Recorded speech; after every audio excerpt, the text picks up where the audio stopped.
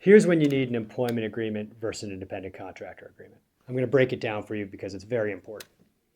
There are major consequences for getting this wrong, so it's a major hot button issue for me. I had a client once who caught an employee stealing from the company in writing. Obviously, they terminated him, but they still had to pay him well over $100,000 plus legal fees to go away, all because they misclassified him as an independent contractor instead of as an employee. The law here is black and white. It can vary by state, but if you misclassify someone as a contractor when the law says they're an employee, courts may force you to pay that employee 2 to 3 times what you would have paid them as a minimum wage employee, or more. This can add up to big numbers, like it did for my client.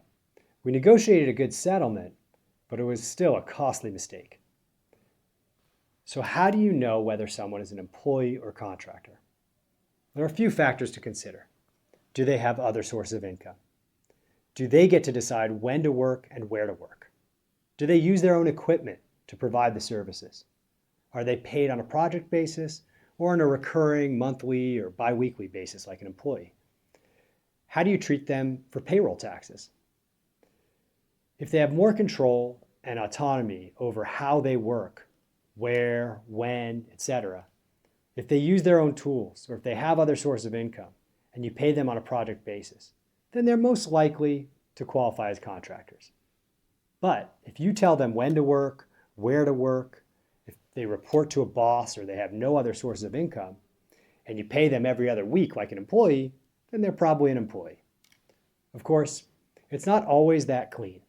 So it's best to work with good counsel to set clear guidelines to help you and your team determine when someone is an employee versus an independent contractor.